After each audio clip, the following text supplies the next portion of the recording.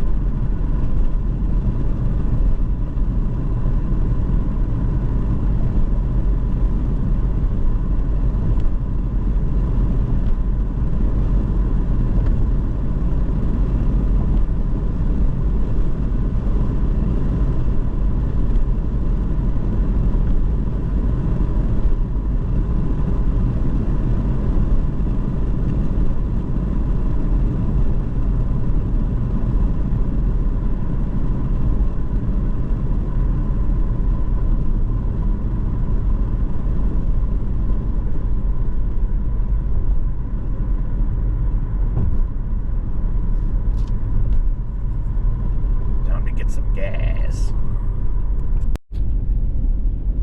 So this is what the border looks like here in North Dakota. A very rustic road. Muddy, sandy. Probably wondering if I should even be driving on it.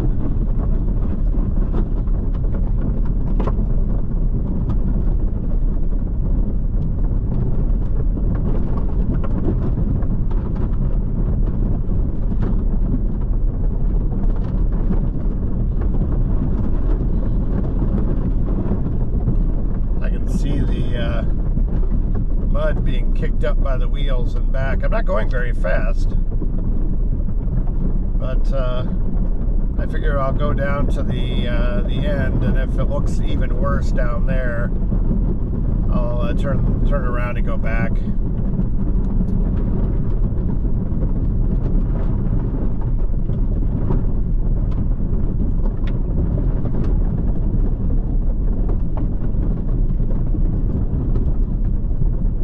Sort of a gloppy mud. Kind of a mixture of gloppy mud and sand, really.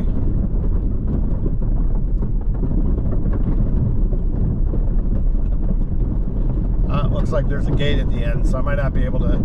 Well, no, I could probably turn. I can't go any further. Straight ahead is the border.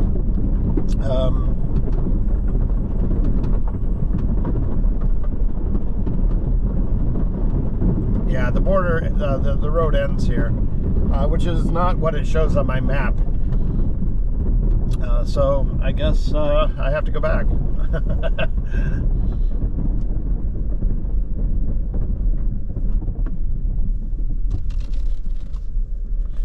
But this here is the Canadian border.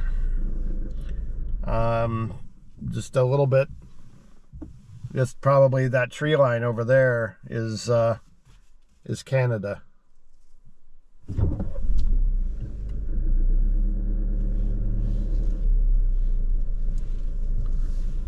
Yeah, we'll try again. We'll try again at a different part of the road. But this is pretty dire. This is like driving through a farm field. And even though it is a mapped road, little bit weird about driving on it.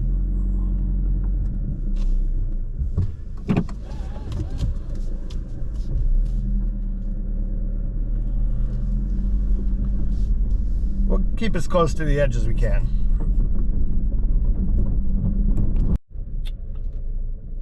Apparently, this counts as a road in North Dakota. This area of grass you see right in front of the car. Yeah, apparently that counts as a road up here. Yeah, something tells me I'm not going to be able to follow the border as much as I'd like. So I'm gonna take a little adventure down this road. This is 108th Street, 108th Avenue. And 109th Avenue is the road that actually runs right along the border. So I probably won't be able to drive along 109th Avenue. which is it's a disappointment. And I'm having some second thoughts about even 108th Street. I'm gonna take this to the next intersection and then turn back to the highway. Though this is not as bad as the first road I tried. There are limits to how close to the edges you can get, even in a 4x4. This is not a big SUV, so.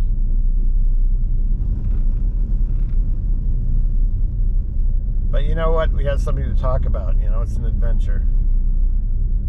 Hopefully we don't get stuck out here.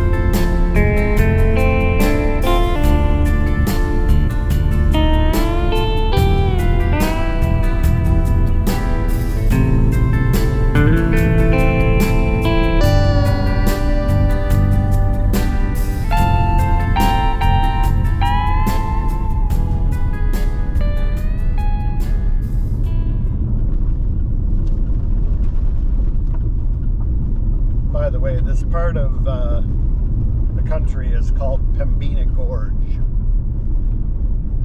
It's kind of a departure from the flat terrain that we've had for the last 100 miles or so.